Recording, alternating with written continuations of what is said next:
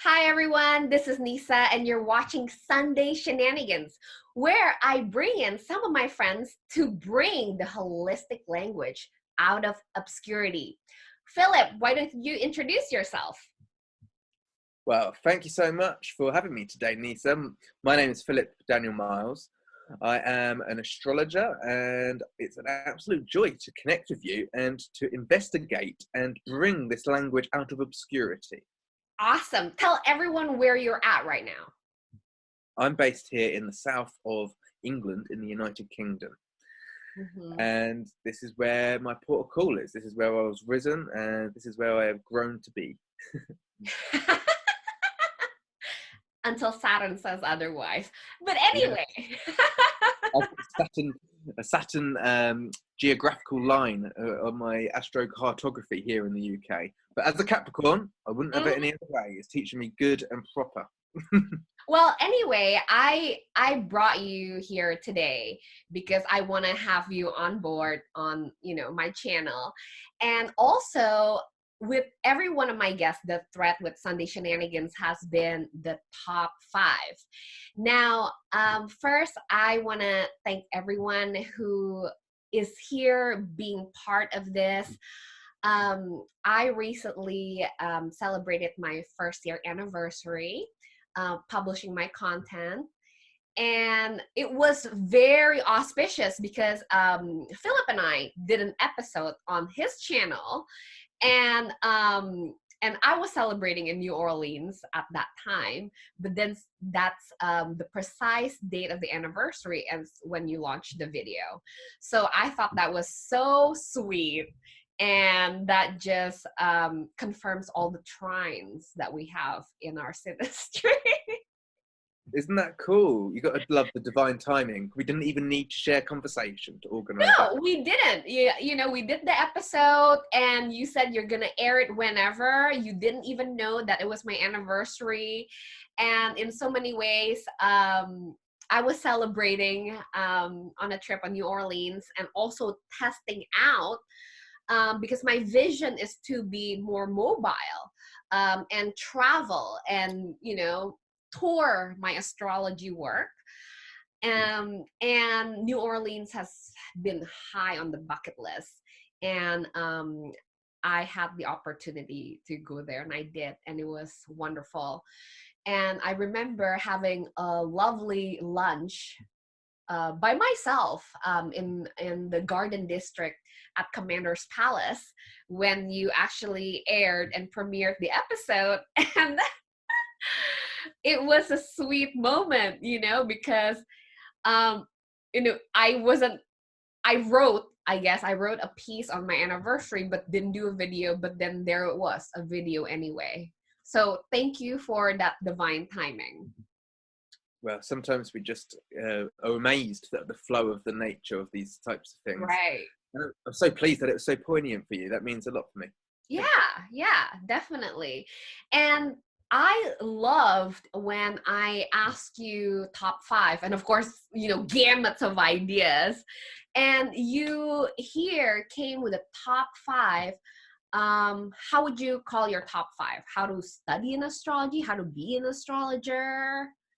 How to get your own groove, how to find that you're able to get started as an astrologer. And for me, when you asked me, there's a whole, as you say, a whole gamut, a whole plethora, a whole smorgasbord of different ideas that could be used. Mm-hmm. And for someone like myself, who's a very Uranian kind of character, Mm-hmm. I decided that I was going to really ground this kind of top 5 and make it very practical and beneficial for people. Oh my God. Speaking of Saturn, Neptune, we're doing it right now. We were just talking astrology forever. And I think the theme, behind the scenes that, precedes this conversation is this, you have Sun-Neptune conjunction in Capricorn. And right now, personally for me, I'm having a very strong Saturn sextile Neptune. And here, if I want to just give the audience a little bit about these 2 archetypes that is at play. Neptune, it is beyond the realm of you know, Earth. Neptune is fantasy, what could be, the imaginations, right? What really pulls us forward. Anything beyond Saturn has this sort of quality, the outer planets, as we call it, Neptune, Uranus, and Pluto. And there's a way when this planet is in conversation with our inner work, it's pulling us forward. But Neptune have this nebulous quality. It's like Hollywood, photography, dreams, right? Like the clouds. And Uranus has this thunder qualities, kind of like in the middle of the night and just truth, and you see it all. And then Pluto as an outer planet has this, the way we recognize it on life on Earth is lava. The way I see it's a volcano, right? The death that is just then implodes again for that new life to start at its composting point. So that we are not losing anyone here, we're talking about how it is to Earth, Saturn, our dream, Neptune, right? How to earth your dream. And I think this conversation for the both of us is how to earth, how to become what is your fantasy that has to do with astrology, whether you want to know this language, whether you want to be an astrologer. Here is going to be kind of the step by step. And go ahead, Philip, you were going to say. Well, astrology in the archetypal language is very powerful, but even just the simplicity of words Right. and the meaning of them can mean so much. Mm-hmm. So just listening to you, you're talking about earthing a vision. And I'm no engineer here, but if you're earthing an electric current, you need to make sure that you're present within and you're touching the earth. You're grounded. And so the importance of Saturn, you can't dismiss it. Unfortunately. So the current is the Uranian idea that flashes through us, right? But we need to ground ourselves and practically allow this vision to come through our heart space, which is a very real thing. It's tangible. It's bringing the untangible into the physical and making it real. Absolutely. And sometimes, this is the process of writing, right? The imaginations to pen and paper, Saturn, what's manifested, axis of time and space, bring it right here. So we have a top 5. Why don't we run through it real quick before we kind of start delving into it? So if you want to know more and become a student of astrology, which I think even the most pro will always be an eternal student. That's just part of the deliciousness of being in this realm. Philip, what's your number 1? Well, my number 1 would be absorbing content that is allowing us to study. Right. Whether it's through fortitude of different books, there's so many great authors that have contributed, or even teachers who produce, it could be a podcast that we're able to listen to, it could be a video course or something like this on YouTube. There's so many different ways that we can absorb information through other people's productions. Right. And people learning abilities are very different, right? I personally absorb so much content from all venues possible. I do have to say books, even audiobook, because I feel the most important work that is turning my first astrology book. It is an audio book on Audible by my personal hero, an astrologer named Caroline Casey, who I have an appointment on March 7th, and that would be my first. I'm so looking forward to engage with her. I have I remember this because I was once engaged, and that broken engagement shattered me. And that was when, of course, ascendant Pluto in my progress chart happened. And I couldn't sleep at night.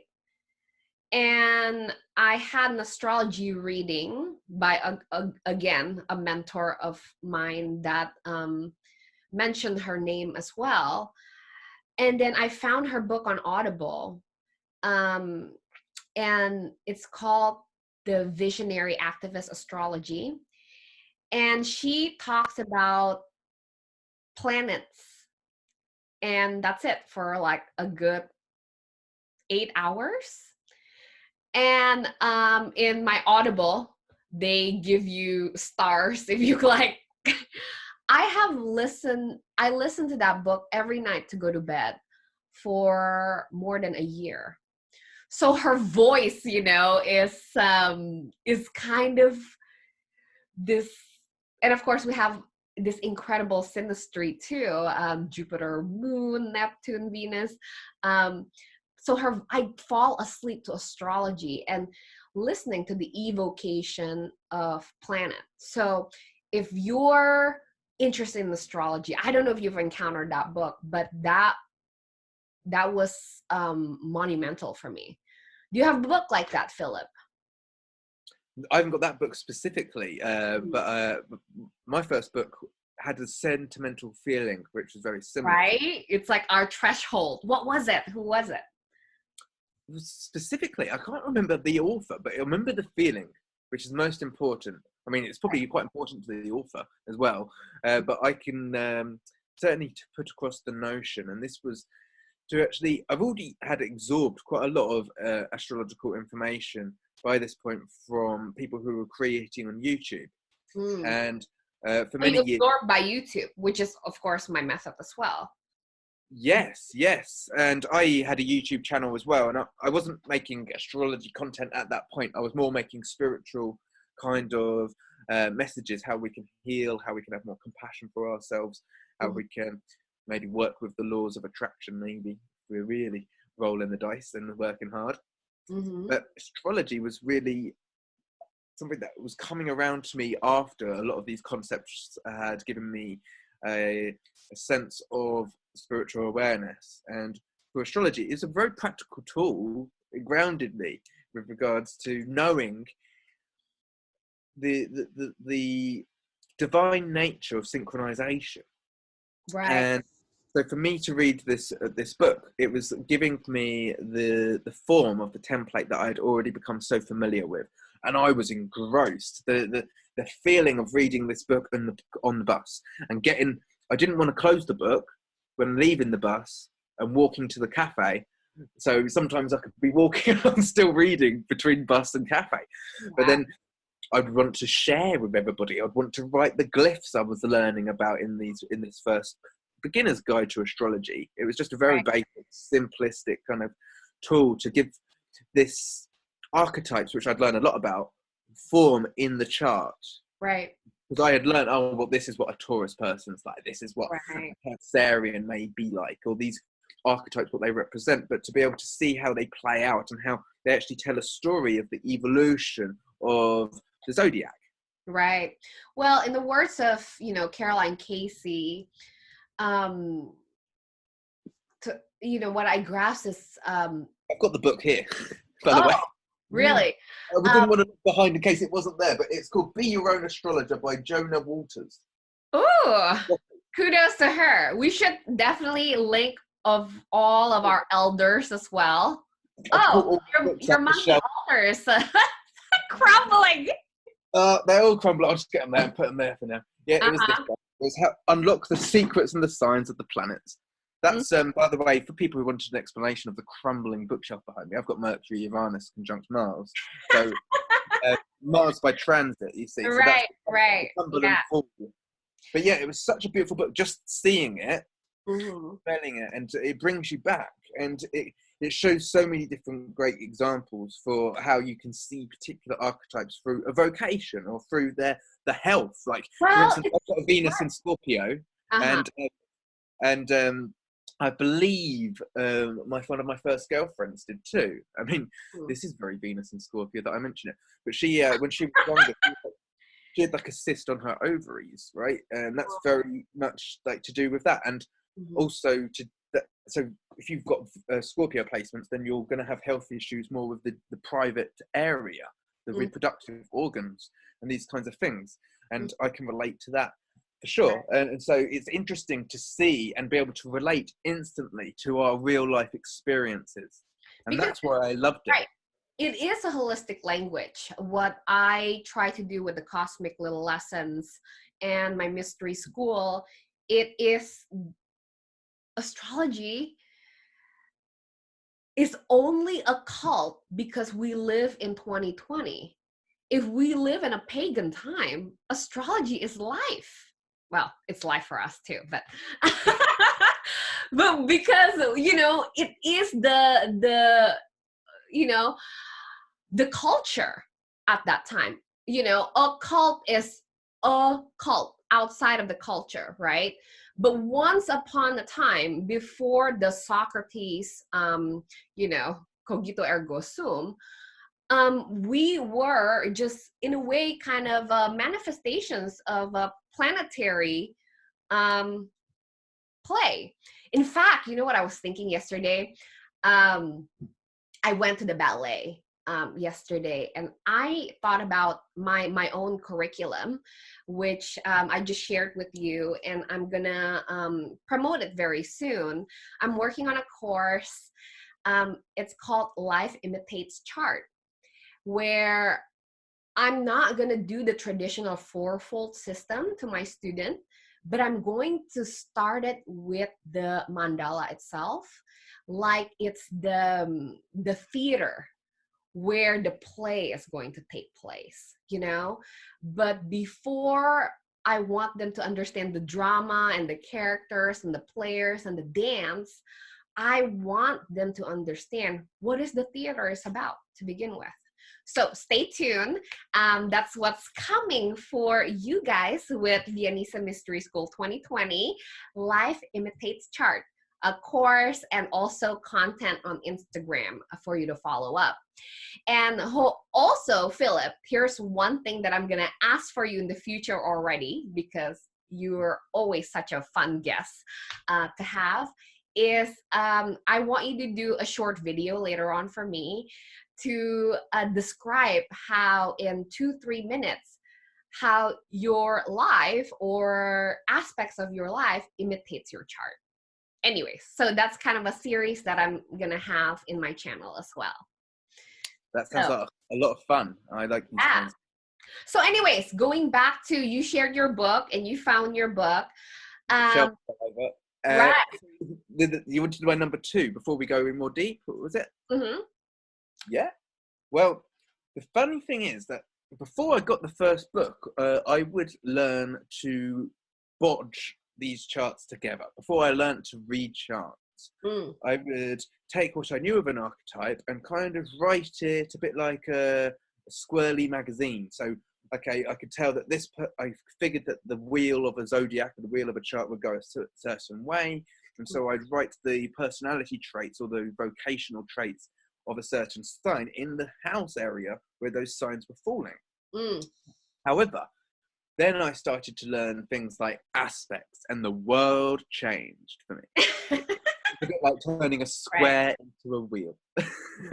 Well, and before I want to also break this down to my audience who haven't understand the fourfold system of astrology, which is the planet, house, zodiac, and aspects, right? Is the fourfold system the basic entryway to learn astrology. Now, the way I would put it, like I said, say if you're going to a show that is live, like a theater. So the theater itself is the mandala right? Learning about this circular chart, which I work with. I know Vedic has other system as well, and with my Chinese astrology, it looked very different. But for me, there's something about that I chose this school of astrology because I love working with the circular chart because it's so universal. It never escapes us. This is, even though we have 24 hours in a day, our division on our clock just looks exact layout of the of the 12 houses. So for me, the houses here, the layout of it is the theater. The Yeah. planets is the roles that is playing in the theater, right? Let's say the star, say, Judy Garland, is the planet, but the zodiac is what character is Judy playing, right now Judy, it is A Star Is Born. So this is the zodiac that it's playing out, and that's Judy, say Venus in Leo, I'm just pulling examples here.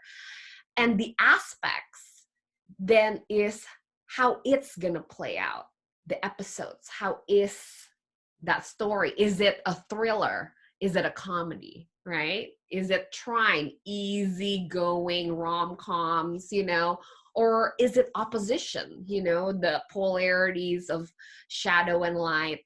So I like to just begin. So the planet, it is the character. The zodiac, it is the role they play. The houses is the theater, and the areas of topic, right? What do you think, Philip, of that analogy? I love it. I think it's brilliant. And I like how it corresponds to Shakespeare as well, because the theatre and Shakespearean plays, and how a lot of the archetype, well, it's actually been rumoured that Shakespeare, they might feel... Oh yeah, there's a book about it. This, like, Yes. is it just actually that loads of plays were written under the archetypes and guise of astrology, but then Absolutely. they all just deemed them under the label of a Shakespearean play? I mean, And we lived through that, like Midsummer's Night Dream, right? The star-crossed lover, Romeo and Juliet. Shakespeare, and there's a book, and I hate that I can't remember the author. And it was also an episode on the Astrology podcast of Shakespeare and astrology, of all these sentences and sequential play. You should look into that, since you mentioned Shakespeare. And for an audience who's into Shakespeare, you can learn how actually this is astrological. And for astrological, oh my God, this whole thing is Shakespeare. Anyway, it synchronicity. works so well. The first one I've ever picked up was on the because I've got my Venus is conjunct Leonardo DiCaprio's Venus and Sun in Scorpio, and Okay. so I was watching the old the modern day rendition of Romeo and Juliet, and they were talking about the Mercutio, which is like the transgender guy Her who, theory, right? yeah, Mercutio, and so Right. it's even, and so that was so obvious. And then you check out the priest who married them, and he was playing like the Virgonian kind of hermeticist, because he gave them the potion that ended up killing them in the end, stuff like that. Right. Really, I love it. Well, I also want to here drop in that this is the exquisiteness of the language. Is you think astrology is only kind of this avatar that describe personalities, but it's beyond that. It describes all things, because first you have to understand that astrology is the oldest science, and it's still here because it works. And why it works? Because the way it's built in is works with our human need of contrast, category, sequential thinking, right? So contrast is how we have duality, yin yang, day night chart, contraction, expansion, all these duality that keep showing up in a chart. And then of course, like, just all these other layers once you actually see, and this is why my logo for Life Imitates chart, it is the chart and then inside of an eye, because once you understand the underlying structure, the alphabet, this is actually a language that describes all things, right? The body, events, sequence, season, agriculture products, you know, and you can learn about this from so many ways, like we've mentioned, books. But I think what me and Philip have in common is our ABC was our planets, right? Sun, Moon, Mercury, Venus. Just start knowing the 7 traditional planets, because we know this because of 7 days of the week. And then learning that there's the 3, you know, outer planet that makes it a perfect 10, the decimal system, the decan system. And that also kind of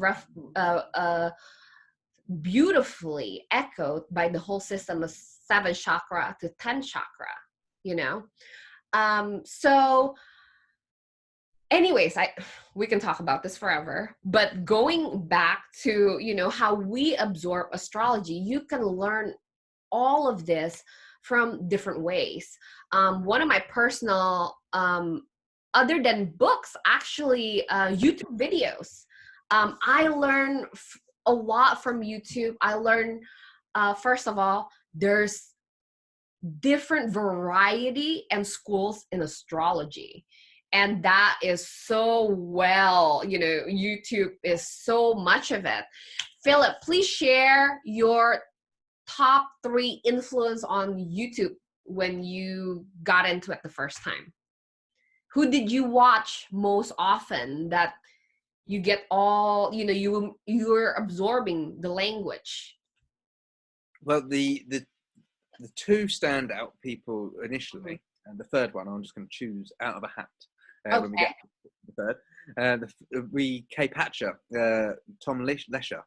I saw him interviewed by a lady who was going around interviewing all kinds of spiritual people, saying, what makes your life juicy for you? I.e., what is your passion and how are you following it and how are you making this work for you? And so she interviewed Tom, and Carpaccio was, as he still is, traveling the world in different countries very often every week, sharing his Pele report, where he would talk about the transits and all of the aspects.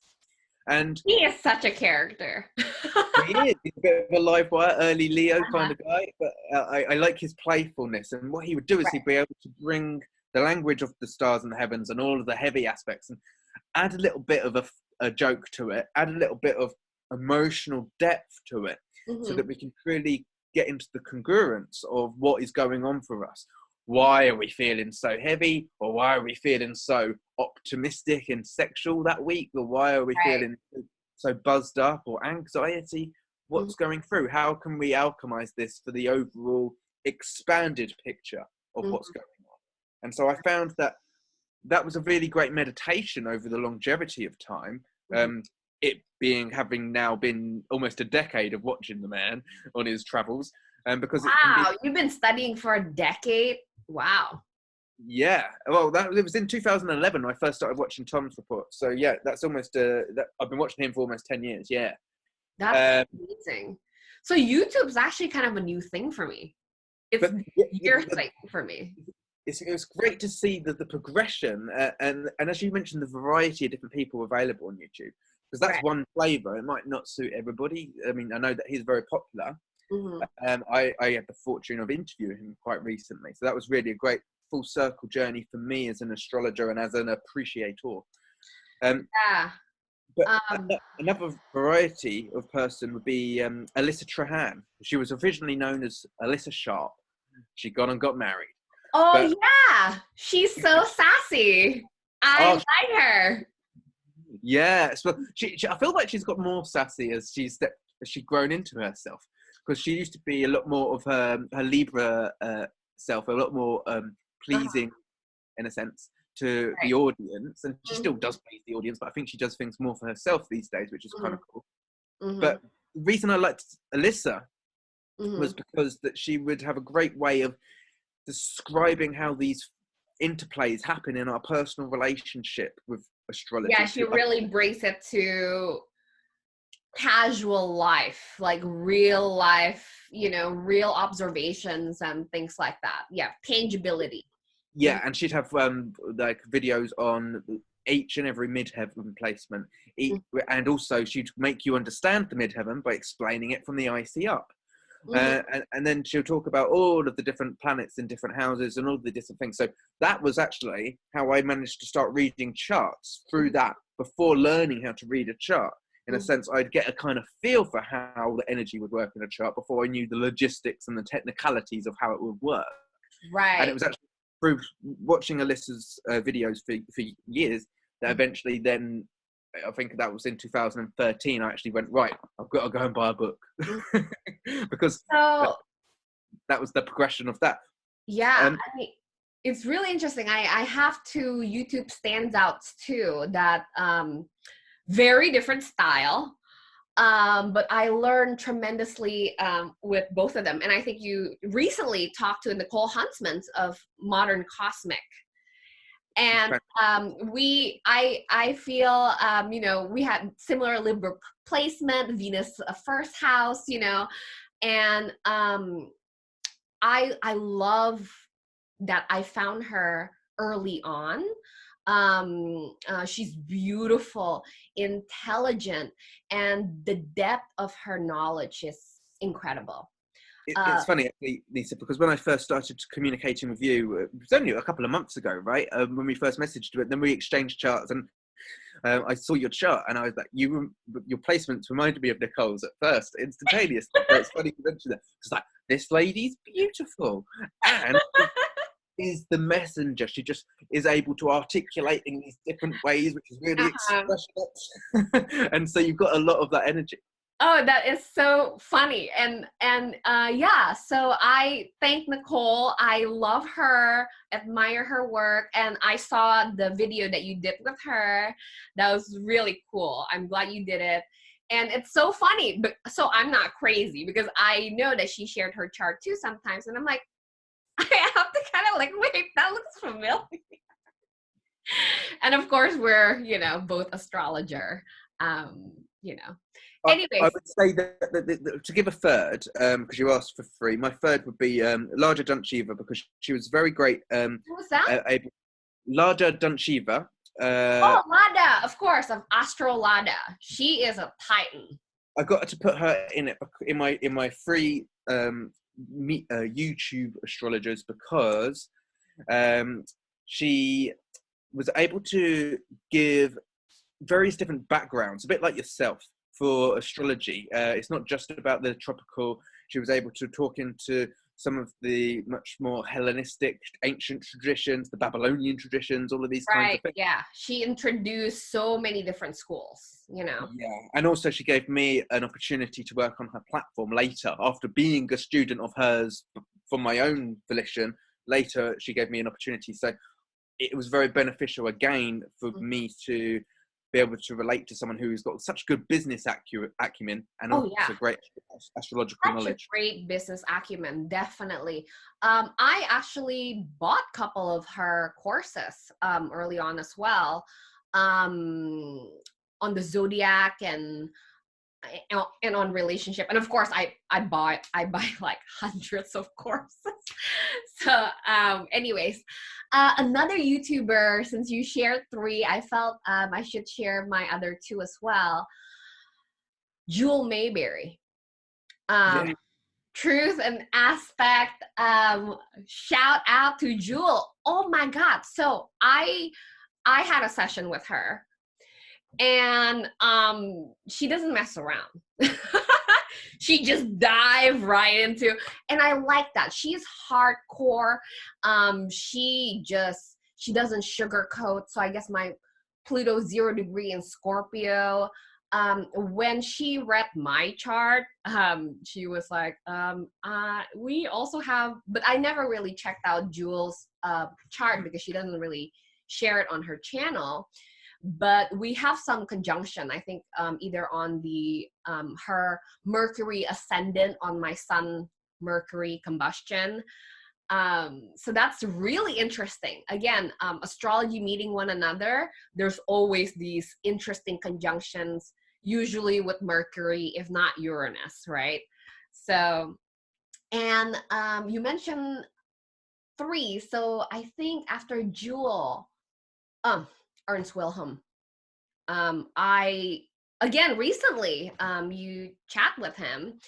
And early in my days, because I started with Chinese astrology, and then I explored Vedic astrology, which I learned a lot more of the integration of that spirituality of the East as well, with his teaching.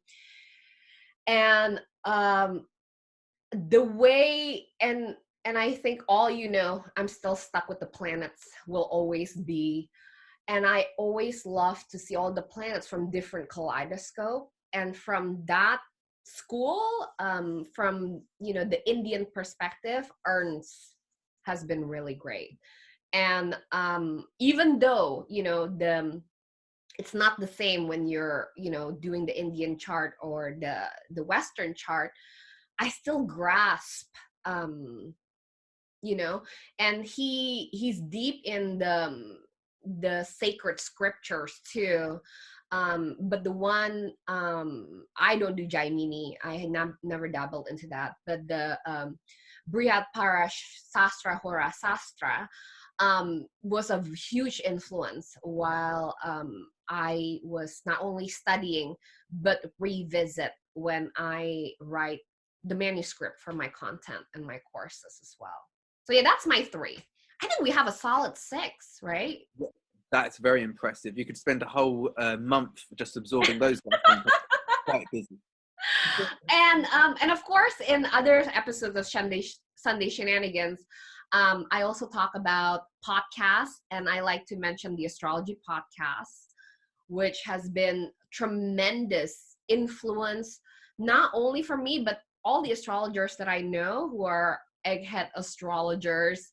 I felt informed to what's happening in the community, who what's the latest translations, what's the latest book new release, who's the in speaker right now, what is the the woke theory and astrology. I love it. So I think I watch, if not listen. I think I'm an astrology podcast completist. I think I've heard most of the content, and a proud patron. And I promote that. We should promote other astrologers' work as well. Oh my God, one more. I hate to add one more, but Adam Ellen Boss, now Achita Bavadas, also have a great channel on YouTube. And I felt deep resonance with his work because he has the curiosity of the East-West merging as well, which I'm the embodiment of that East-West. Anyways, so let's move along to, our second way to learn astrology, which is after you're absorbing the content and then I'd like to mention a few bit about the book I've chosen as well. Oh, yeah, please do. I would suggest that people go for, as you say, you talked about how did you describe it? The 4, what was the word? The 4 different sections. So you got your houses, you got your planets. Right, the fourfold systems. Fourfold. Well, I would suggest if people are getting to get started, then they get their fourfold books. You get one on the houses, you get one on your planets, you get one on your aspects, you get one on your signs. So then... That's true. Okay. That's exactly how I did it. That's how I went about it. And so, and then after I had that, I was like, okay, well, now I need a different perspective on these 4 things. And so then you get that second layer of paint to that. But the way to do it, I'd say, is to go for, after that, then you've got specialist subjects. You might go for a particular area over here, or a particular area over there. Like I went for like ancient techniques because I really wanted to get a good staple a good stronghold for what I was doing, but also much more kind of, I like the magical texts as well, like the Pictrix, the Hellenistic astrology, Chris Brennan. One of my first books I got, which I love, is the Transits book. I'm really good at transits. This one, April Ellicott, Kent. Yeah, this is my favourite book because I was such a newbie to astrology at this point, and I was like, I'm going to jump in and learn all about transits because I really wanted to apply things straight away, and that was really beautiful because it told you all about the cosmos. Because if you're learning about how long it takes for a certain cycle to take place, you're learning so much about that archetype as well. Oh my God, I have to mention then Cosmos and Psyche by Richard Tarnas. Also, prior to that book, he wrote The Passion of the Western Mind. You know, you realize, oh my God, you live in a bubble. 2020, no, like there's this whole gamut of different thinking, of different era. This is why what's considered occult has its relative relationship with that time, and of course the astrological unfolding, the historical events, mind-blowing. I think it's mandatory readings for all egghead astrologers. I like that term, mandatory readings. I would be so lucky if one day I could go to CIIS and advance my study. And I hope you still be a faculty so I can, learn from the man. Yeah, I'm sure that you're the kind of person who finds the opportunity to go there and then also end up contributing and teaching your own facets to it, Nissa. You're quite the smarty pants. That's the Mercury plan. Yeah. What I suggest with regards to these books, though, that we go for things sometimes which are a bit of a weave. If you want to carry consciousness, the best way to do it is over and under, over and under. Absolutely. And so that's what Mercury's always doing. This is what often all the planets are doing in some braid or form.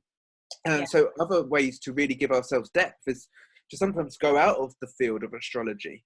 One of my favorite books here is The Sacred Geometry, The Story of Creation, according to John Mitchell with Alan Brown. Oh my God. Yeah. So cool.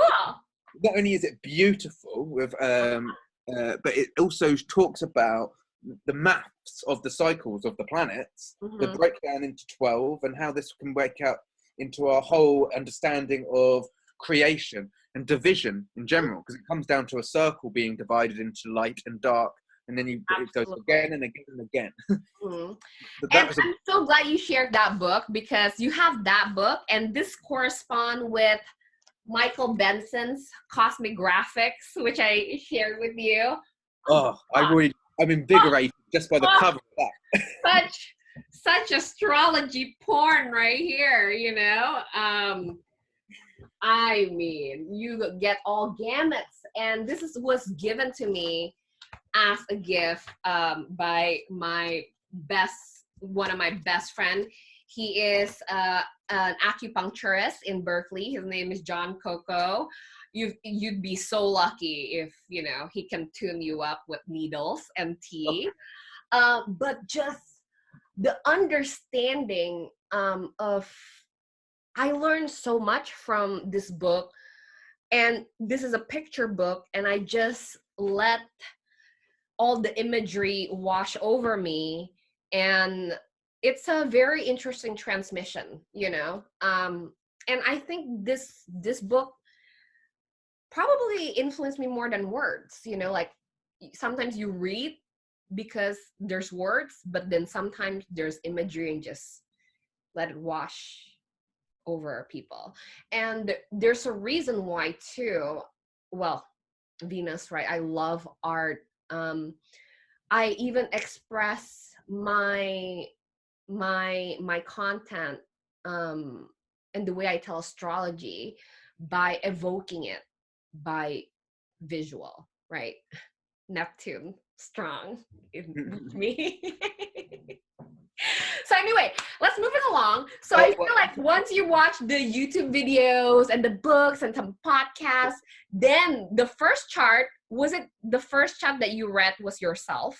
Well, as I say, like with regards to the book, Oh, okay. I do want to close.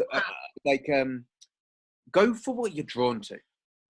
Right, right. What draws your hand to the shop shelf? Nobody knows what it is. It might be that you're crawling around on the bottom shelf looking for astrology books, unless you're in a strictly astrology bookshop, and then you've got the whole place to look over. But go for what your heart draws you to, because that is really where you're going to be most enthralled, and that's really the punctuation to how I've made my choices. Right now, I'm still learning about fixed stars. I'm learning about nakshatras. They're different areas of life. They're different ways to splice and dice this same core thing. But it's all adding depth to our own specific understanding. And each astrologer is going to have their own way of explaining it, and each astrologer is going to have their own way of digesting the information too. Right. So just go with what feels right. Yeah, for me, I feel I merge, my passion for art history and astrology. It's one for me, because I've been looking at Greco-Roman arts ever since I was young, because my early teens, I lived in Europe and traveled a lot around Europe. So, I've seen goddesses and depictions of the pantheons and the pillars all the time. And I always wonder, who are you? Who are you? And now I know, right? I go to Italy, Poseidon, Hermes, this is, Persephone, like I love now with this knowledge that I have through astrology, which married all of my interests together under one umbrella. I went to Italy with my sister the last time we went to Florence. And apparently I amazed her because I gave her a museum tour, and I was able to tell different sculptures of from different eras, just because I know which hairstyle was in style during which period, So she was impressed, and I was in glee. And we laughed that, if all else fails, one day I would be that museum with a flag giving lectures to everyone, sharing, this is the Botticelli birth of Venus, and, and just keep transmitting the translation of what I see, the way she puts it though, because my sister is not in this realm at all. She works in a corporate company. She graduated from Harvard, and she take one look at me. It's like, oh my God, sis, you're like a spiritual Dan Brown right now. The author of Da Vinci Code and everything. And it's true, because Robert Langdon opens with the Pentacles of Venus, and I'm like, yeah, that's not the devil, it's Venus, So anyway, that's just a little nuggets. Yeah, I love that. And I'm very into that subject of the contamination of our archetypes within. Right. It's a very interesting subject, because it's actually can be very misleading to the populace, and that's really why I find some people might shun astrology because of some of the contamination of the archetype. You might see that Lucifer, which is represented of Venus, the star which is last visible before the sun rises for half of its phase, and that's the light bringer, Lucifer. And in fact, all illusion, all things that are luminous would be to do with Lucifer, because it is about the light. And so I feel like there's a lot of language that can do with a little bit of untangling and getting clear on, because when we do not know, we only know knots, but if we untangle them, then we know clarity, right? I mean, I constantly encounter all these archetypes, I consider myself a huge cinephile as well. So, um, there's this one, oh my God, I can't think of the name right now, but it's a European movie. It's black and white. It's about the good and evil are playing chess with one another. Oh my God, I'm gonna kill myself because, oh, I mean, anyways, I'm on a Well, please, tangent here. please don't kill yourself. Mhm. You're, But you're, let's move along to our second point though, because we can be stuck in the first one forever. yeah. So second step after you're absorbing accordance to how you study, then you want to start reading the chart, right? So I think for the most part, what people read is their own chart, their Genesis, the one that they're familiar with.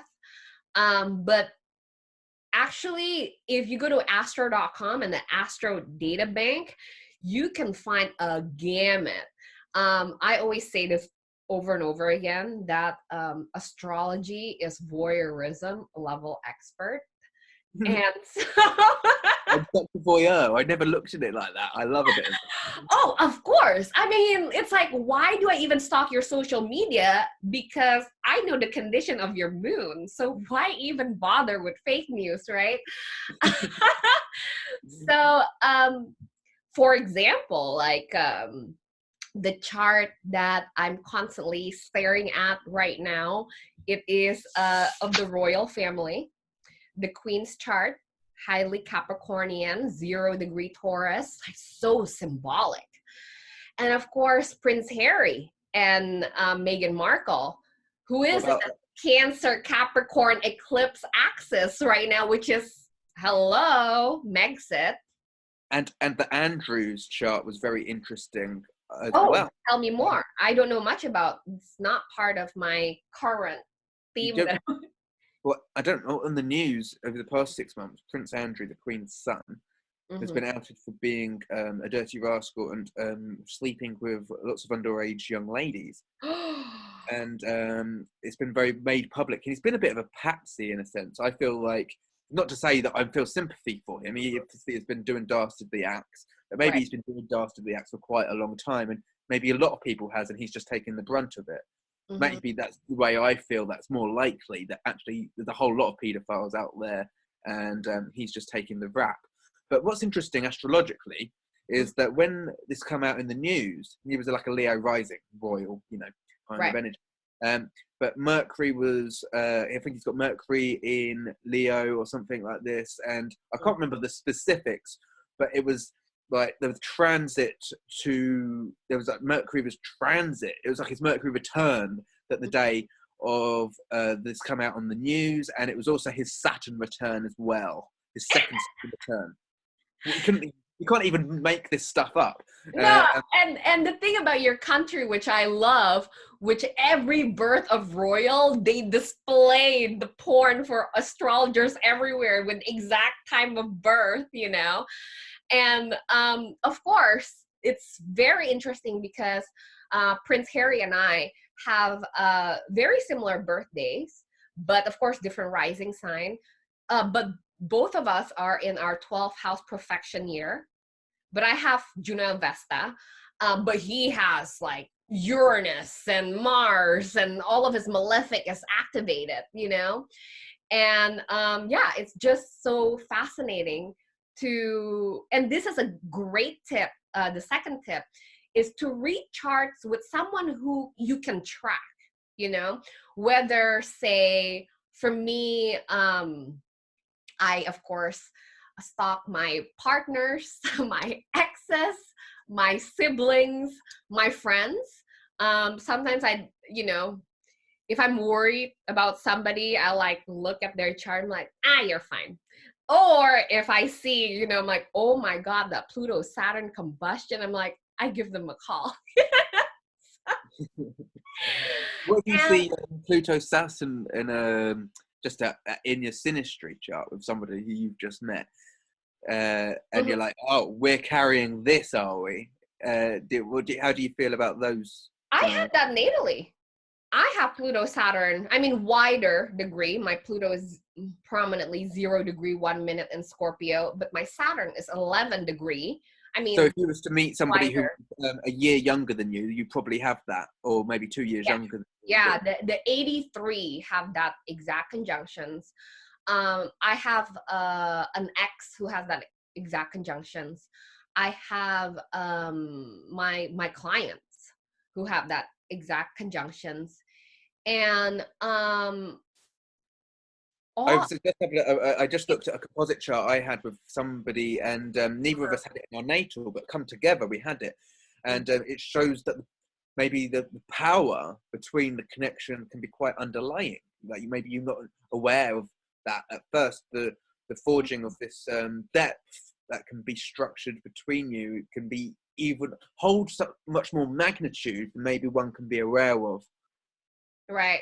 Well, I was engaged once and it was an 8 year relationship, and my Saturn conjunct his Pluto to the exact degree.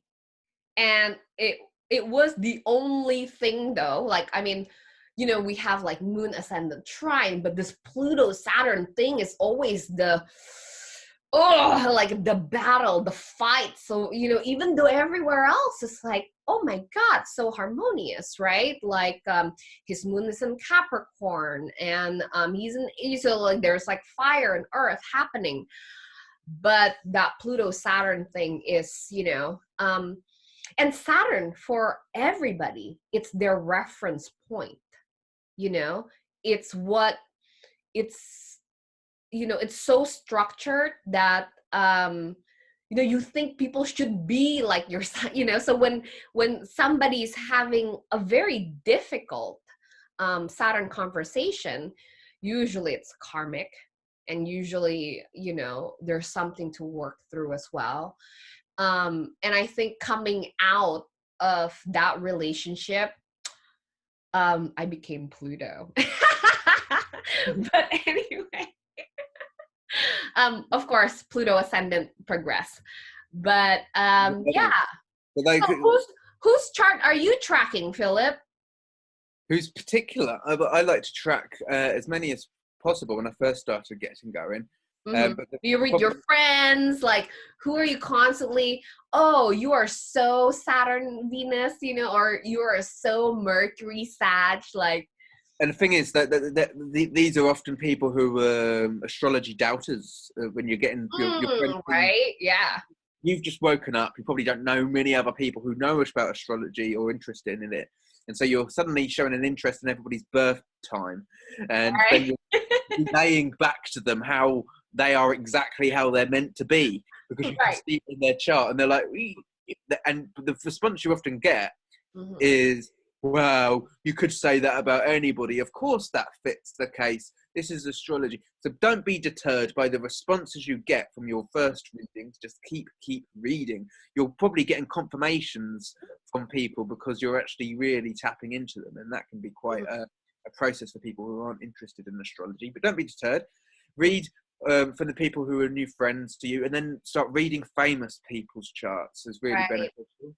Mm-hmm. But also charts of the day, charts of Oh yeah, particular absolutely. of the current Yeah. where we are, and Um, that also that allows you to play with. I would say don't be shy when it comes down to reading charts. Jump in, and obviously, as Nisa says, the familiar space with our own chart will always be growing. I'm always studying my own chart, even now. There's always something to look at. You don't even have to know to look at it to know right. it. But sometimes you stare at it anyway, just to see if anything jumps out that you may have missed with a transit or something like that. And it can And also, always it's a good practice for reflection. To see. I always look at the current transit against my. Do you look at your current transit against progress chart or natal? I often look at my progress chart, So but you're a progressor, right? Yeah, yeah, you look at. Okay. I do my progressions. I look at my natal and I look at the transits. I often just do it all in my head, to be honest, because Right.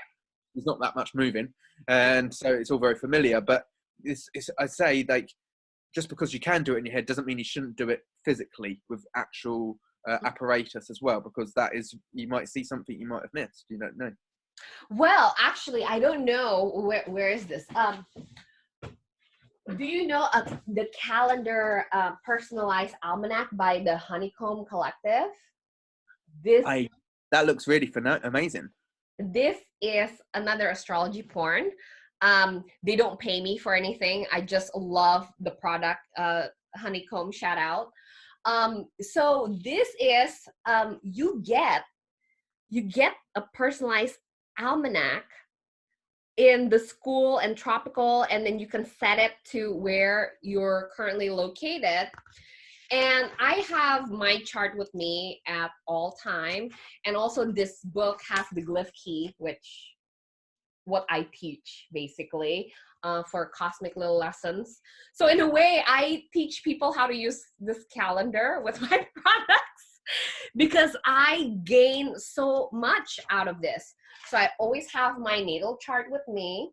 And then their design decisions is amazing and so smart, and I love it.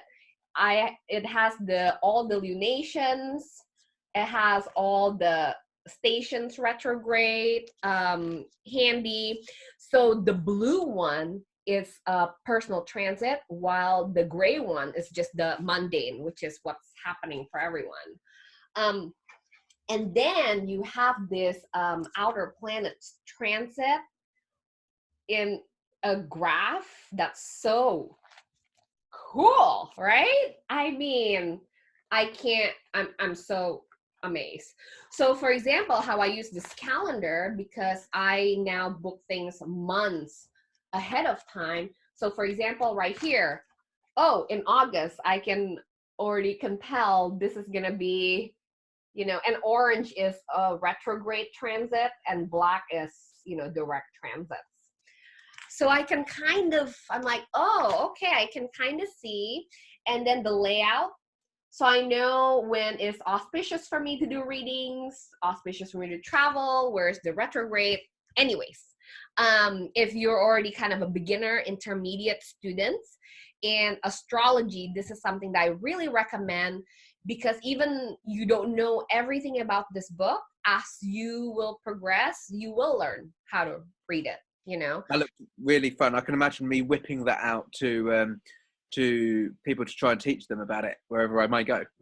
Oh my God. I mean, and right now I'm still stuck in the glyph key, right? It's going to take me years to really, but I really believe in time is really precious, and astrology gives it context and also mastery. It gives you a little tool. So anyway, I would suggest that with the chart reading as a tool, that people who are learning from these different resources, from the books, from the YouTube people, from the podcasts, right, that along the way we're going to pick up different bits of our chart analysis. We might, what's the part of fortune? It's just come into my consciousness. I'd never heard of this before. And so then we can learn how to break it down, and we can then apply it to all of the different charts. And so right. Don't be... Absolutely. Every time you learn a new timing techniques, which is like the astrology play box, it's like, let's bring out all the charts and, progress this, and let's perfection this, and, it's, yeah. Don't be scared. Just jump in and have fun. Another tool, I think, get a big board. Like, I always have big boards everywhere. Yeah, drawing it. As you say, drawing the glyphs, drawing the chart. I mean, I actually was obsessed. When I first got into astrology, I was like, I want to be able to learn how to write my chart, and how to divine the chart, and how to make the mechanisms. And it's something actually I'm still very interested in, but because I picked up the techniques, we shun away, we start relying on our computers, we start doing these things, which is great. But when the artist, the inner child wants to play, wants to get his hands dirty, you want to be able to draw these things, and that is a learning experience. Yeah, I make my so I do tutorial now, which is really amazing, because then I get to lab rat my curriculum on astrology students. because I, like the common theme that I have been getting for people who come to me, not for readings, because they themselves already know kind of how to do their chart, but they don't know how to piece all these gamut of informations together, which I call layering, right? What do you look first? Like, how do you unpeel this? If you only have 90 minutes, where do you want to go? So for me, and I think I really enjoy it. I think teaching give me so much joy, because then I get to send, it's not just like reading, because then, you give them reading and insights to their life. But when I'm teaching or tutoring astrology, is I'm creating another astrologer. It's like I'm like, astrology mama right now. That's, yeah, you said the mama thing. Like I was doing a mentorship session last weekend, and the Mhm. pride and the joy that goes with that, you do Oh for my the parents. god. Oh my god. Okay, so the first thing that I always, when you actually study with me in person, I will end up having them draw charts by hand, like back to, the ephemeris book, because, like immediately you see things with our technology right now. There's so much, just like having a compass and drawing that circle. You connect with what this is again, because for all of us, most of us, we forgot this is just the 2D. This is a two-dimensional representation of this multi-dimensional allness, multitude of the universe, right? So I always start with the circle. And of course, that's why the cosmographics and learning different mandala, I always have them draw their own circle, divide them in 4, divide them in 12, in 10, the decans, so then it's like implemented. There's something about Saturn, right? Manifesting it into earth, pen, paper. I feel like sometimes even my Uranian is more like laptop, but there's like, if I want a Saturn thing, if I want to just earth things till like it's ingrained in me, like A, B, C, and 1, 2, 3, I have to write it down and really draw the glyph and all the points and everything. And doing that helps the overall perspective and understanding and inner standing of the chart. Right. Well, I'll give you one example of how things, for me, they go. Assimilations. There's so much knowledge everywhere. And what I have seen with my students, and also, people who attend my workshops, that they know a lot, they don't know how to put it together. It's, difference in between knowledge and wisdom, right?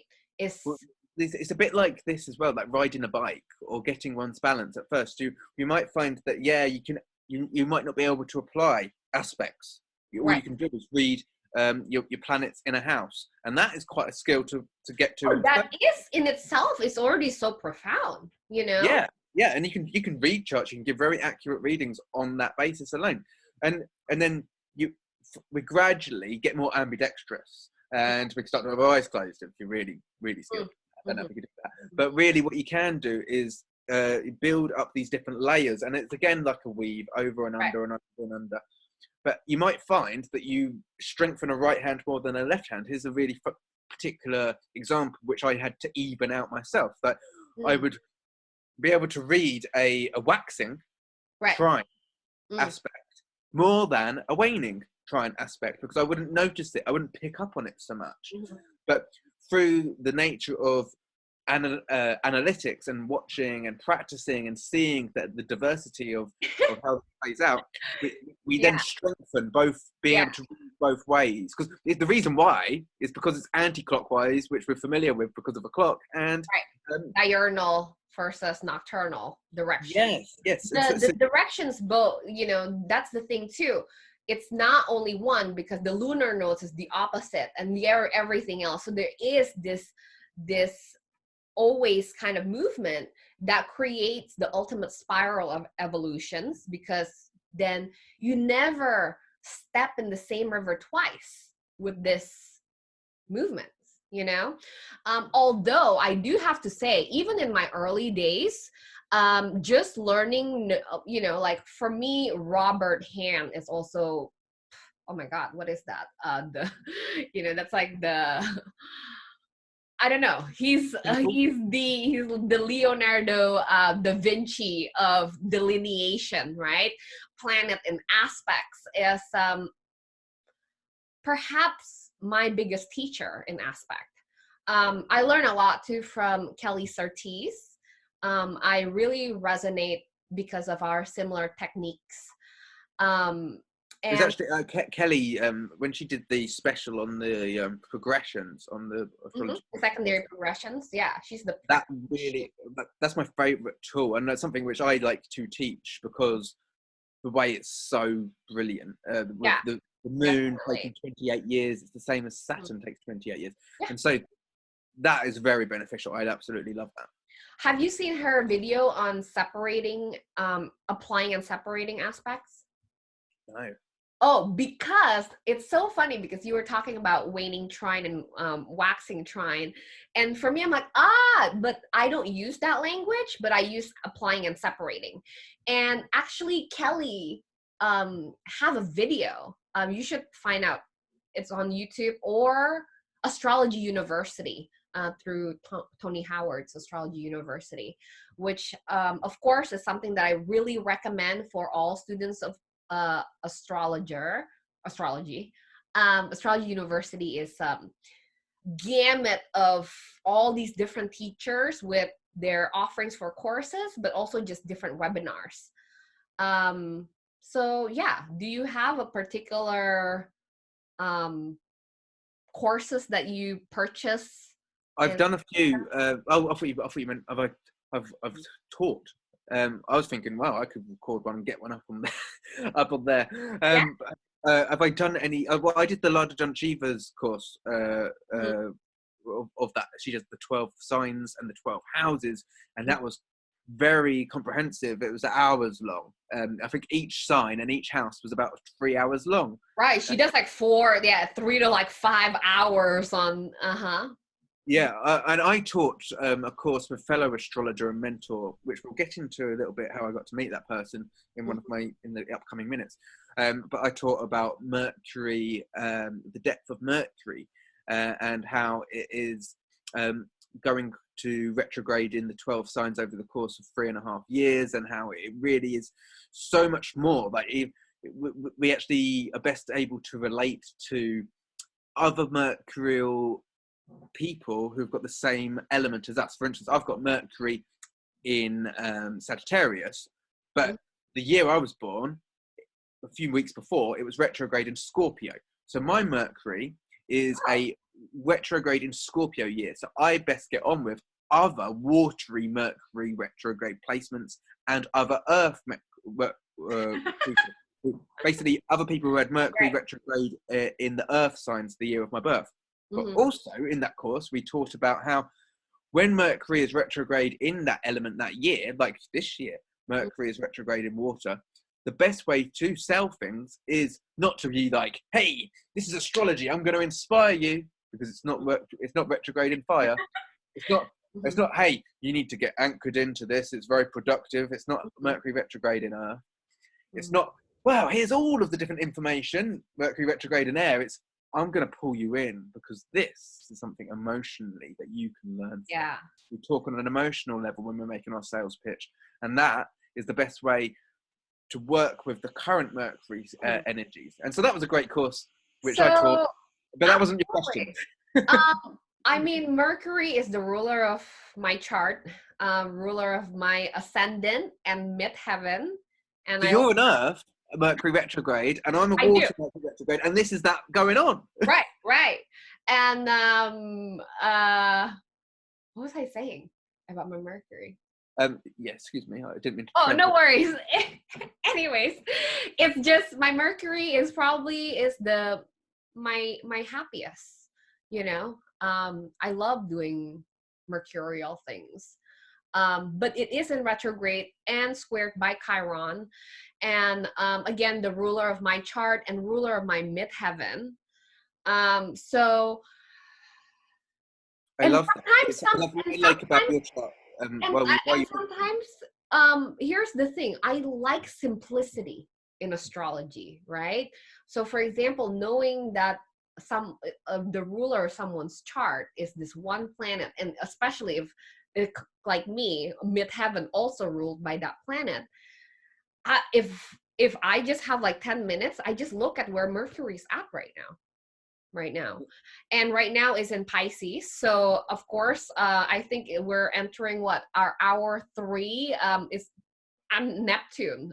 you know I'm so right now there has been days where it's more fiery and everything, but I'm in Neptune right now. I just came back from vacation, ruled by Neptune. New Orleans, oh my god, ruled by Neptune, with of copious amount of cocktails. Oh my god, Neptune, music non-stop, and culture museum. and time travel. I love it. I love it, but also because I don't expect Mercury to be any other, I know as an astrologer, it's going to be in Pisces, it's going to be in retrograde. I'll let you know when Mercury's in Aries again. But in the meantime, I'm going to be right here in Neptune, and it's cool. Whereas my planetary ruler was Venus, and Venus is at her farthest from home right now in Aries. Rough. It's been around 11 signs before it's been in Taurus, and it's been supposed away from its other space in Libra, and it's just come out of a conjunction with Chiron on Lilith. So I don't know if you know the song "Things Can Only Get Better," but that's what it might feel for a few Taurus and Libra folks at the moment. Well, at least the worst is over. Yeah. So if you're a Venus ruled sign and you've been having a little rough, it's gonna lighten up. I'm excited because we're moving into Venus's return home, but by that point it will be the Sun in exaltation in Aries and Mars in exaltation in Capricorn. So it's good times, not too far around the corner. I love Venus. Especially when Venus conjunct Moon in Taurus. Oh my God. We have to go for a buffet and have a buffet meal. All the things, the buffet, the massage, the date, the romance, anyways. Yeah, I have that in my calendar. Keeping it. Anyway, let's move along. So once you absorb content, then you want to see how life imitates the charts, right? And then I think next is the observation is part of it.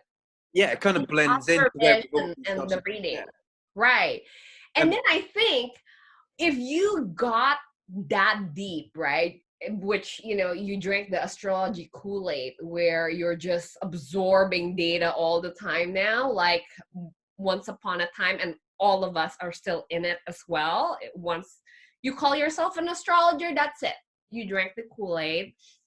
And I didn't do this for a long time, which is have your tribe, right? Meet other astrologer as well. So first, my own personal journey. I was an isolated astrologer, didn't come from that kind of background. My family's all religious. All of my friends are not in the spiritual realm.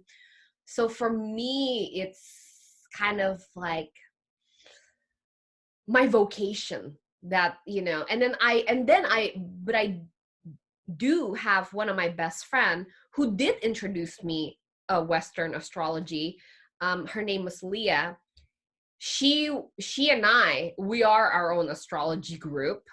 Her husband one day interrupt us after our 9th hour talking about astrology and our charts that the kids needs food and it's time for me to leave. You need the exchange, right?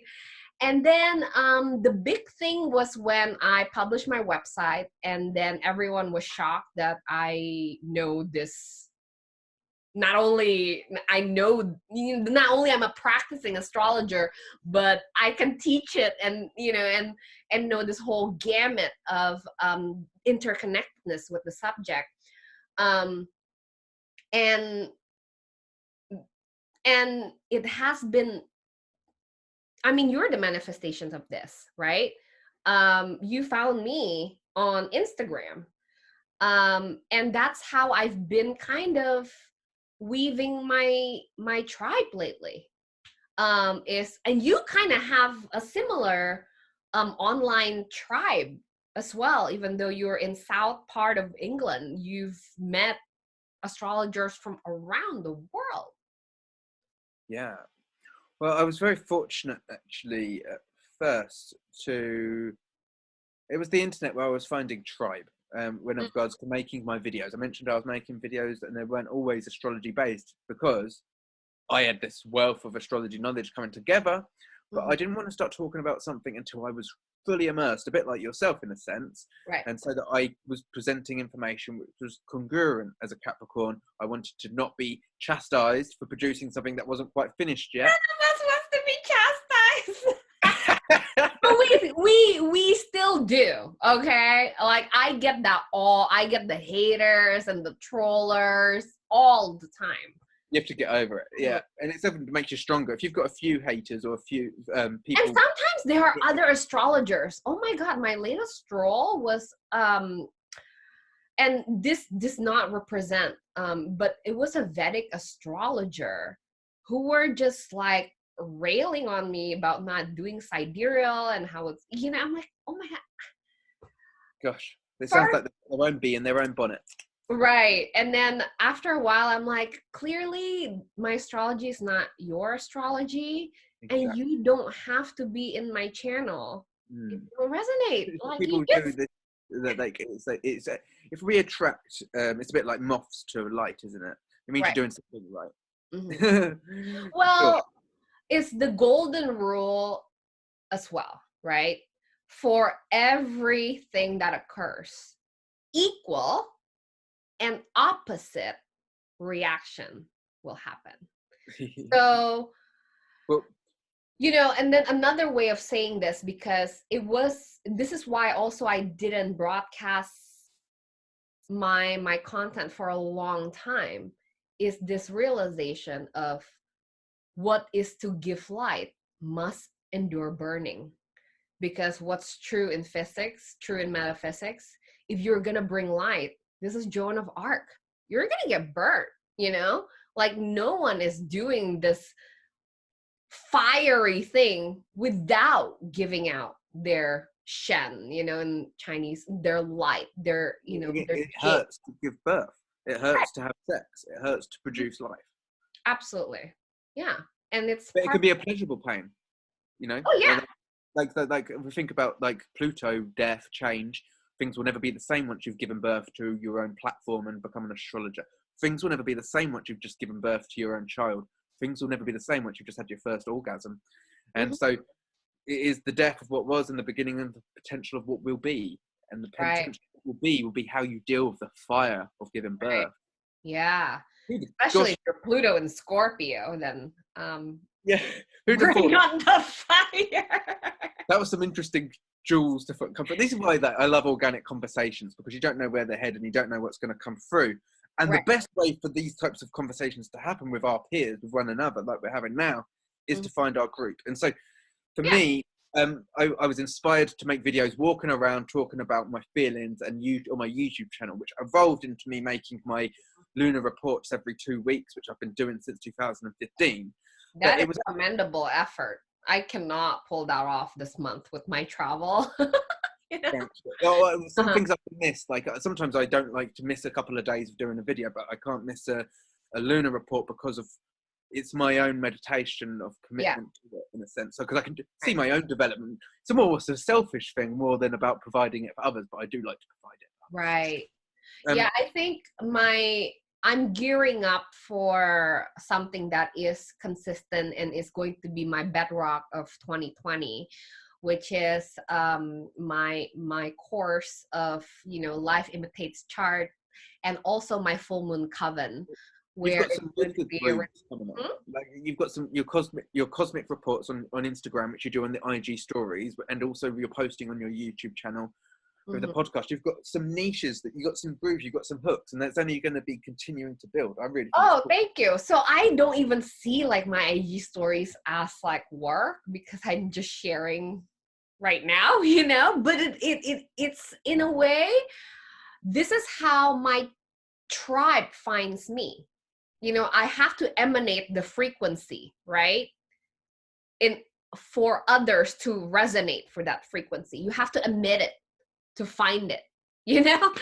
And yeah, and then these days, knowing that when I ex- experience rejection, for example, what I would call rejection in the past, is now it's just a mismatch of energy. You know, it's less personal. I'm like, oh, you know what? Not for you. I'm And not for sometimes I you. can You're say not for me. It's fine. the ultimate alchemist, if it comes to opposition, can be, okay, well, you're reflecting some doubt within me that maybe I wasn't fully aware of. Thank you, you Right. little beautiful being, you reflecting Yeah. that little doubt that's inside of me, allowing me to clear it up.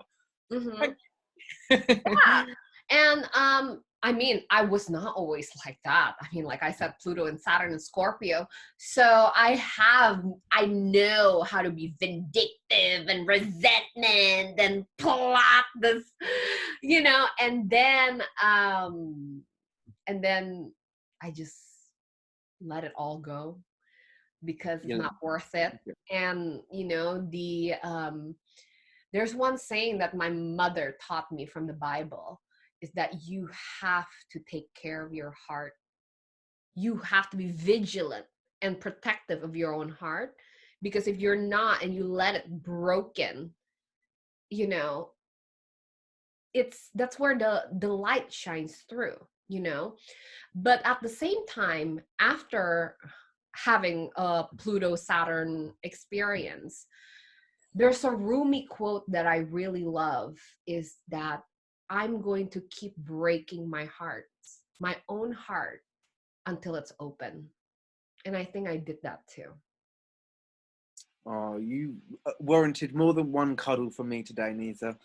Uh, you touch all bases. No, well, it's because it is my, that's where I'm at, you know. I think chart wise, well, and life wise, this past year has been one of the best year I've ever had in my life. One of the So, thing one of the thing that I really realize why that is I'm realizing, because of my independence, owning my own business, owning mystery school, and kind of just doing things out of Uranian thing. It's so good that I am all mine. I know it sounds so, but I'm 12th house too. 12th house perfection. You know, it could be like Prince Harry or it could be like me, right? I love that. I am I am all mine, and I'm so selfish about it, and I don't really want to share me with everyone all the time. Not always, you know, like I really revel in my solitude, and in my writing, in my quest of content, in my own laying down the concept foundations to where I'm taking my mystery school. I love it. Like I told you earlier, I'm almost nervous coming into a first house perfection year with 3 planets in it. It's like, oh no, it's gonna be so busy. Yeah. So that's where I'm at. well, there's nothing selfish about self-love. So Yeah. enjoy And yourself. Enjoy and to being. even get there, right? To, you know, you have to go through, I have to go through, I'm like, oh my God, there's a point where I'm like, wow, I don't even like me right now. I don't even want to hang out with me. I was wretched, tired, and I realized the whole source of the problem is that I didn't have enough alone time for me to recharge because I'm deeply an introvert, what most people mistaken. I'm deeply an introvert without copious amount of people free time. I'm the biggest bitch in the block. You do not want to come near me. And I think, I'm sassy and snappy, like that Mars Uranus square really comes out when I don't it's ridiculous. But now I know that I'm not doing that, not to only to myself, but to others. Like I don't want to show up like that to other human beings. So that's why I'm so vigilant about my hermitage, my monasticness, you know? Yeah, it's good to know what we need to have so that we can be our best versions for ourselves and for each other. Right. But that's an introvert perspective. If you're an extrovert, then you recharge with people, right?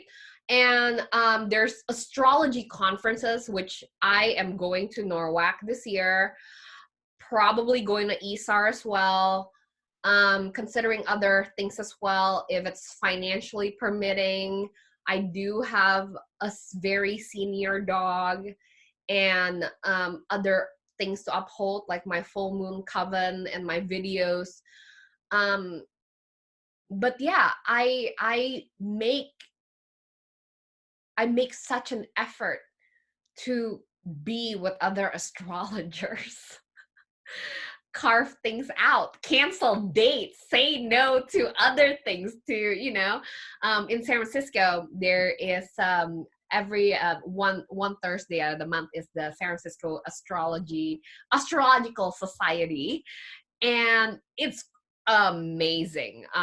They brought in a top world-class teacher. I met Maurice Fernandez in my hometown, San Francisco. That's so awesome. And then so excited for Gemini Brett. Love his work as well. Never met him in person. So excited.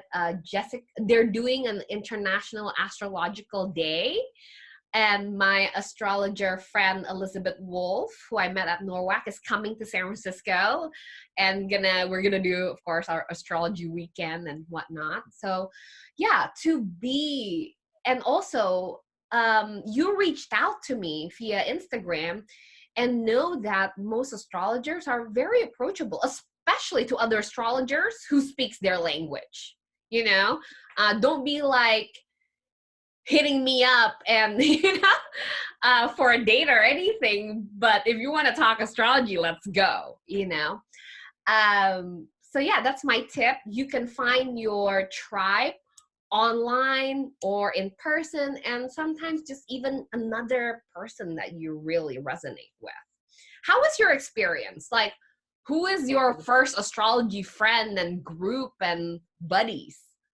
Well, it really took me to took myself out of my depth.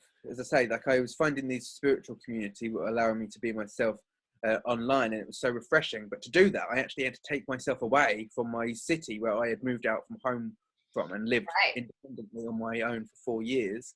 Mm-hmm. My Saturn return came around, and I was like, I'm feeling so lonely because I'm shedding friends, mm-hmm. like butter off a hot knife. Yeah. Never used that phrase before, but I like it. And so, yeah, I decided to move back home with my mum, and which was, it was a bit like an adult coming to live with their mother, and I feel that is quite a procedure. And so anyway, she was kind enough to allow me to come back home, and through that time I was throwing myself into astrology left, right and centre. Got a job in a coffee shop, and I met somebody online in America, and I went and built a relationship with them and went to California. And the first time that I was hanging around with people who I vibed with who was sharing spiritual concepts the same as me. I even branched out and went to an astrology group in California. And That's so cool. I know, I was like, wow. Firstly, these people are speaking like in a completely different social dynamic to that which I'm used to.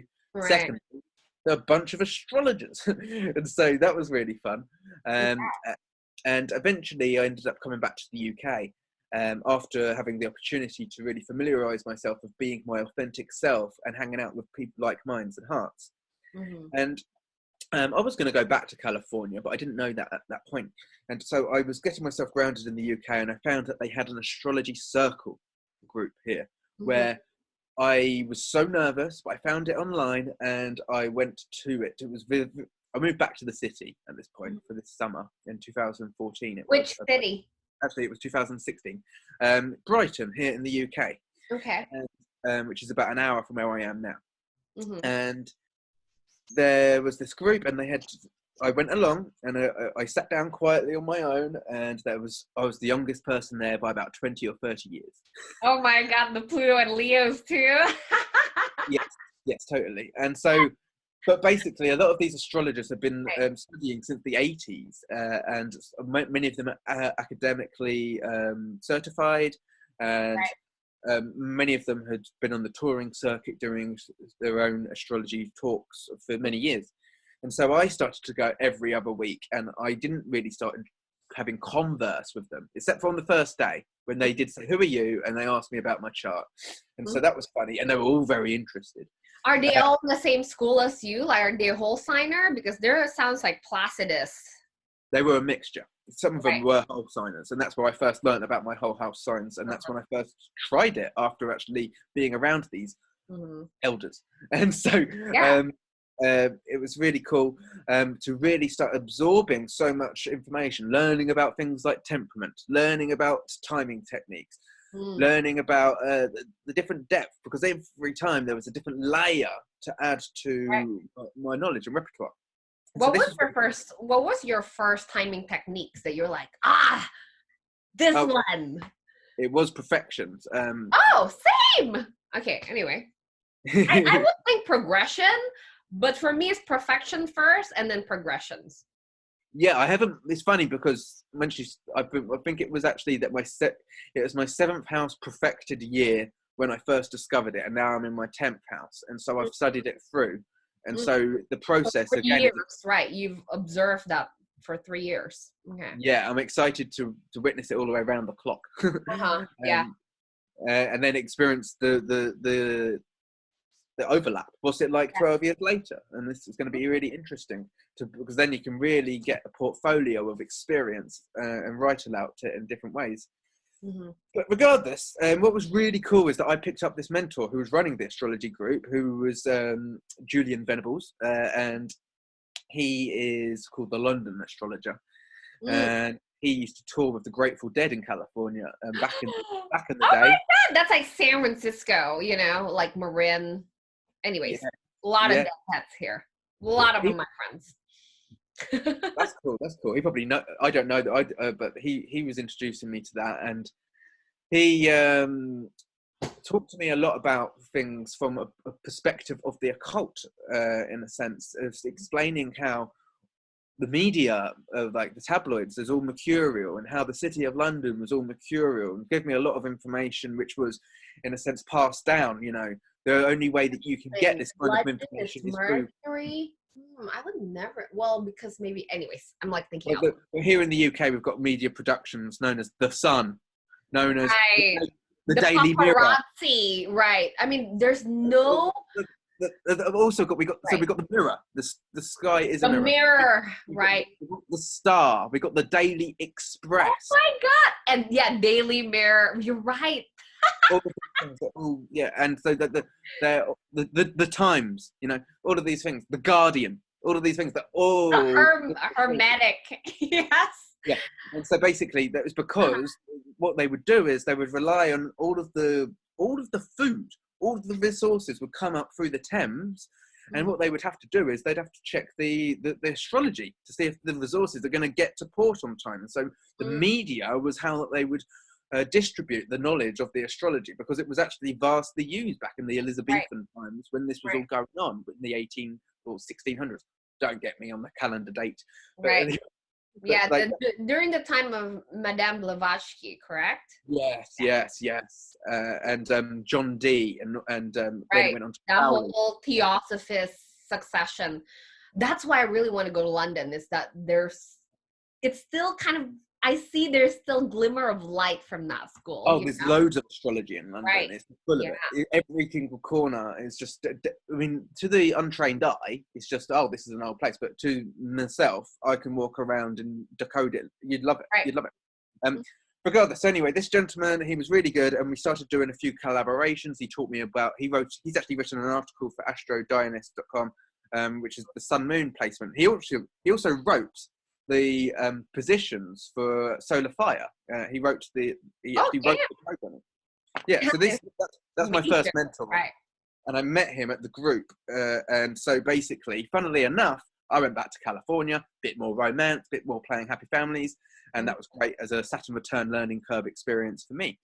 And so anyway, I come back to the UK after my lovely romance and playing Hubbity Bubbity and Father role, which was great. And I came back and I started to attend this group again.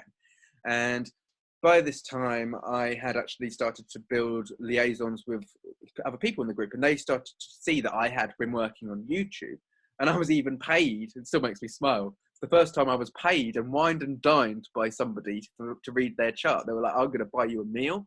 I'm going to pay you the £100 hourly fee, and we're going to sit there and you can, and I was like, I feel like a king today. We did it twice. It was great.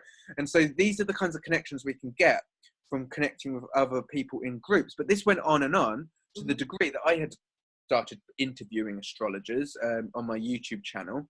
And eventually, who was your first? My first one was Santos Bonacci in 2007. Oh my God! What a remarkable first interview. Was he accessible? I mean, he's such a character. Reason why he's so amazing, I do want to tell the end of my story, but the reason why Santos is so amazing is because he uses astrology, which isn't just the academics, which is what I was learning in this group mainly, was academic astrology. But Santos talks about the experiential astrology, which you can learn through witnessing the sun in the sky, as well as through the languages and through the doctrine of the signatures. Right. Yeah. I love Santos. Always look forward to working with him again as well. So later on, I think it was 2018, I interviewed Rick Levine on my channel. And I got to meet Rick actually this year. He gave great hugs for everyone. He's known for that. But anyway, how was meeting with, how was your interview with Rick? Oh, it was really cool, but it laid the groundwork, because at the end of the interview, which was great, you can check it out on my YouTube channel, he said, look, I'm coming to England next year. How about I come and we put an event together? And I was like, wow, for me, that was great. Oh my God. I went back to the group and I said, I can bring Rick Levine to the group. And they were like, oh, that's really good, Philip. That's really good. That's such a right. So basically, 9 months went by, and last summer, it was actually on the solstice, Rick came. I'd actually got to meet him twice. We hung out here, where I am now in West Sussex, and we went wow. Yeah, we went to William Lilly's old house. Oh my God, Christian astrology. Yeah, that was really cool to meet Rick. Then he bought me an ice cream, and a couple of days later, everybody who paid for this group that Rick was leading, he actually was doing the top 10 different skills, tricks and trades to become a great astrologer, which was really great. I think we just dabbled in the first 5 for the majority of the day and just rushed through the last 5 at the end. That's enough. 5 is good enough. Yeah, regardless, it was so good because everybody else had paid their, whatever it was, £20-30 for their day with Rick Levine. And because I had organised it, I get to go for free. And that was really cool. And to be able to bring my work full circle and to be able to meet someone who I had always thought of very highly, to be able to facilitate the group, which I had learned so much for. And so me, as somebody who had actually interviewed, this is a very powerful part of my own story, I suppose, For me, someone who had already interviewed like Santos Bonacci, Simon Vorster, people like yourself, and building this great magnitude, attracting different people from spheres of influence to my channel as a community hub, unifying perspectives. It was really beneficial for me to then go back and say, hey, you've been these to my peers that I'd learned from in the group that maybe hadn't established a social media presence, say, hey, I can interview you on my channel because you deserve to be seen. And so I've encouraged them I've interviewed Julian a couple of times, and I've encouraged them to say, hey, I'm here to help you get the recognition you deserve for all the hard work and for passing the information on to me. And I still have got some of them I'd like to interview, and we'll pick up the pieces and see if we can get. I think we're definitely on a similar mission there, because that's what I'm doing with Sunday Shenanigans.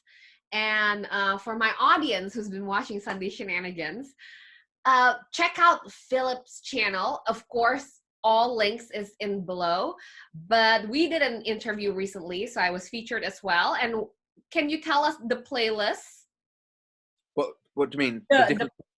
Right, you have all these different playlists, but where you curate these conversations with other astrologers is the Unifying Perspective playlist. Yeah, I think it's called, well, I've called my branding name is Unifying Perspectives, and it's under Philip Daniel Miles on YouTube. But I've interviewed over 80 astrologers now, and so I'm excited to get to that 100 mark before. Yeah, I'm so excited. I'm like part of it. Yeah, and everybody, I'm like, so honored. So spectacular. Like, I'm really pleased to have like such a high quality of people. Like, amazing. Yeah, and I want to recommend that playlist for anyone who's studying astrology, because you've again present, and we again have that overlap attractions with companies and resonance as well, which that's why we're friends, and we not only can talk for hours, which we have, and now I feel like my battery is running low because I haven't eaten anything all day. Yeah. How are you feeling, Philip? Anything, because I felt like we've covered all the top 5, which is right? I want to go over them, a couple of bits that I didn't define, just a bit in more clarity, if I can, just of course. And so we can go over them in order, but then they will see what I missed. So we did the books completely, thoroughly, charts thoroughly, and we're always going to be continuing to learn through books and charts. A group of people is really where we get to connect and establish ourselves within the experience of sharing dialogue with other people who we may resonate. Two things that I haven't mentioned though is which we can do real quick, and is when we are experiencing the turn of the cycles of nature through the seasons, this is a very beneficial way to study ourselves through transits, because the sun is going through those same degrees every year. Through this precession of the equinox, we are learning and establishing different experiences. We're like, oh, this time of the year it's often like this, we might establish or deem, but it's not always the same. But there are some running trends that will come together through our body of work as experiences and observers of our process. But the best thing is also that, like for example, I gave Venus was conjunct Lilith and Chiron a couple of days ago, and so I went to the cafe, and my goodness gosh, was the bitterness in the air? Was it? Yes. You could hear it in the conversations with the people that you're connecting with, and so you can just experience astrology all around you. You can feel it, you can observe it, and you can just watch it in the nature of things if you haven't got any people to bounce it off. Of course. So that's one great way. And my final tip would be to bring all 5. So we've got books, charts, groups, and the observation of and feelings. But the 5th one would be to have a media. It doesn't mean that you need to have an Instagram platform, but that can be really useful. It doesn't mean you have to have a YouTube platform, but that can be really useful. It might be that you are really good at making clothing, and you're like, I'm going to use this meditational practice to educate myself on sewing glyphs to my jumpers, a bit like Rick Levine. And or you might be like my beautiful friend. She makes these beautiful charts. A very valuable investment that you might be able to do. And so this is Wow. my natal chart of all the beads, and it's got the aspects, and it's got all of the different Uh-huh. colors. That's That's beautiful. gorgeous. It And I may be the love that the way 4 to, directions too is there. yeah, if you want to get one of them, you can go to Google Astronaut with a K. Mm-hmm. Um, but also, you might be writing poetry, or you might be writing about the transits. Mm-hmm. It may be that you want to write a novel using the archetypes. Like It may be Shakespeare.